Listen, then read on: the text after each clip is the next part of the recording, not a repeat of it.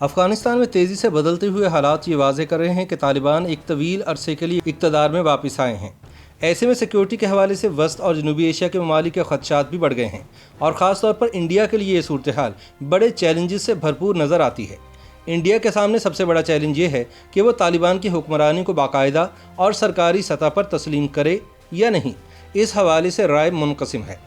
عالمی امور کے تجزیہ کاروں کا خیال ہے کہ انڈیا کو فی الوقت کسی جلد بازی کا مظاہرہ نہیں کرنا چاہیے، کیونکہ طالبان کے نظریے میں کوئی خاص تبدیلی نہیں آئی۔ وہ پہلے بھی جمہوریت کے نفاذ کے خلاف تھے اور اب بھی جمہوریت کے خلاف ہیں۔ طالبان چاہتے ہیں کہ ملک اسلامی شریعت کے مطابق چلے۔ ایسے میں مولوی صاحبان ہی فیصلہ کریں گے کہ اس کے تحت لوگوں کو کیا حقوق حاصل ہوں گے، خاص طور پر خواتین اور اقلیتوں کے۔ جس طرح امریکہ کی قیادت میں نیٹو افواج افغانستان سے اچانک واپس چلی گئی ہیں اور جس طرح ملک میں افراتفری پھیل گئی ہے، اس سے بہت سے ممالک کو دھچکا پہنچا ہے۔ تجزیہ کاروں کے خیال میں اس تمام تر پیش رفت کے بیچ ایک نئی قطبی طاقت کا عروج بھی دیکھا جا سکتا ہے، جس میں چین، روس اور پاکستان شامل ہیں۔ چونکہ امریکہ کے ساتھ ایران کے تعلقات اچھے نہیں ہیں، اس لیے وہ بھی بظاہر طالبان کو تسلیم کرنے کے حق میں نظر آ رہا ہے۔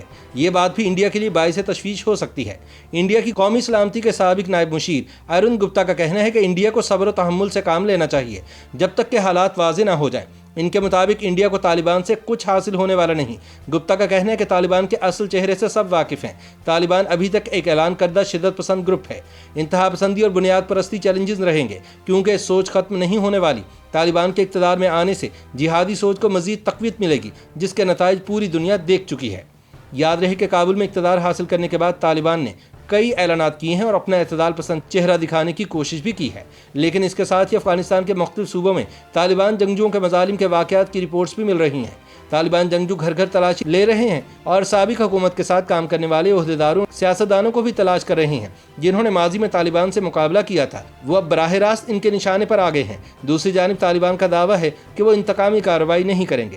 بھارتی تجزیہ کاروں کا کہنا ہے کہ ایسی صورتحال میں طالبان پر کیسے بھروسہ کیا جا سکتا ہے، جس طرح ان کے جنگجو لوگوں کو ایئرپورٹ تک بھی جانے نہیں دے رہے اور دہشت پھیلا رہی ہیں، یہ حکومت کیسے چلائیں گے؟ ان کا کہنا ہے کہ چین اور پاکستان کے ساتھ انڈیا کے تعلقات کے تناظر میں اگر افغانستان میں ہونے والی پیش رفت کو دیکھا جائے تو یہ انتہائی تشویشناک ہے۔ اس نئے قطبی گول میں ایران اور وسطی ایشیا کے کئی ممالک بھی شامل ہو سکتے ہیں، جس کی وجہ سے انڈیا کی تشویش میں اضافہ ہونا فطری امر ہے۔ تجزیہ کار کہتے ہیں کہ طالبان دعویٰ کر سکتے ہیں کہ وہ افغانستان کی سرزمین کو کسی دوسرے ملک پر حملے کے لیے استعمال نہیں ہونے دیں گے، لیکن یہ ایک حقیقت ہے کہ چین اور پاکستان انڈیا کے خلاف اس کا بھرپور فائدہ اٹھانے کی کوشش کرتے رہیں گے۔ یاد رہے کہ انڈیا نے کبھی بھی طالبان کو تسلیم نہیں کیا۔ اس سے پہلے بھی جب ان کی حکومت تھی تو انڈیا نے سفارتی زبان میں جسے انگیج کرنا یعنی بات چیت کرنا کہتے ہیں وہ بھی نہیں کیا۔ صرف ایک بار جب انڈین ایئر لائن کے ایک طیارے کو شدت پسند اغوا کر کے قندھار لے گئے تو پہلی اور آخری بار انڈیا نے طالبان کمانڈروں کے ساتھ باضابطہ بات چیت کی تھی۔ اس کے بعد سے انڈیا نے ہمیشہ خود کو طالبان سے دور رکھا۔ امریکی افواج کے انخلا کے عمل سے پہلے بھی جب دوحہ میں طالبان رہنماؤں کے ساتھ مذاکرات ہوئے تو بھی انڈیا نے ان کے ساتھ انگیج نہ کرنے کا فیصلہ کیا۔ انڈیا نے طالبان کے ساتھ پس پردہ مذاکرات کی تردید کی ہے۔ بھارتی تجزیہ کاروں کا خیال ہے کہ طالبان کے آنے کے بعد مقبوضہ جموں کشمیر کے راستے انڈیا میں عسکریت پسندوں کی دراندازی کے واقعات بڑھ سکتے ہیں۔ ان کا کہنا ہے کہ طالبان کے ساتھ پاکستان کا ہونا انڈیا کے لیے ایک بڑا چیلنج رہے گا۔ اسٹریٹجک حلقوں میں بھی یہ بحث جاری ہے کہ کیا انڈیا کو جلد افغانستان میں اپنا سفارت خانہ دوبارہ کھولنا چاہیے یا نہیں۔ اسٹریٹجک تجزیہ کار سنجیدگی کے ساتھ طالبان کی طرف سے دیے جانے والے اشاروں کو دیکھ رہے ہیں۔ مثال کے طور پر خواتین کو برقعے کی بجائے حجاب میں کام کرنے کی اجازت دینا، افغان سرزمین کو کسی ملک کے خلاف استعمال نہ ہونے دینے کی بات کہنا، سکھوں اور ہندوؤں کو گردواروں میں سیکیورٹی کی یقین دہانی کروانا، انڈیا پر زور دینا کہ وہ افغانستان میں شروع کیے گئے منصوبے مکمل کرے اور شیعہ برادری کے ساتھ بہتر تعلقات استوار کرنے کے اعلانات کا باریک بینی سے مطالعہ کیا جا رہا ہے۔ جہاں تک افغانستان میں شرعی قانون کے نفاذ کا تعلق ہے تو بھارتی تجزیہ کار ابھیجیت مترا کا کہنا ہے کہ کابل اور کچھ صوبائی شہروں کے علاوہ افغانستان میں کوئی قانون سختی سے نافذ ہی نہیں رہا۔ مترا کہتے ہیں کہ صوبوں اور دور دراز تک کے علاقوں میں قبیلے یا گھر کے سربراہ نے جو کہہ دیا وہی قانون ہے۔ شریعت کے نفاذ کے ساتھ ایک ایسا نظام قائم ہوگا جس کے تحت مقدمات حل کیے جا سکیں گے۔ یہ نظام کابل کے لیے صحیح ہو نہ ہو، لیکن افغانستان کے بڑے علاقوں میں اس بہانے سے کوئی قانون تو نافذ ہوگا۔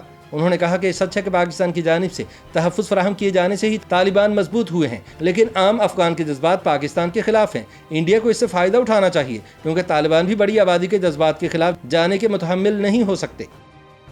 YouTube پر گوگلی نیوز دیکھنے کے لیے youtube.com کی سرچ بار میں googly news T V type کریں۔ گوگلی نیوز کے پیج پر سرخ رنگ کے سبسکرپشن والے بٹن پر کلک کرنا نہ بھولیے۔ YouTube پیج پر اپلوڈ ہونے والی ویڈیوز سے باخبر رہنے کے لیے بیل آئیکن پر کلک کیجیے۔ آپ کو ہر نئی ویڈیو کے بارے میں نوٹیفیکیشن موصول ہو جائے گا۔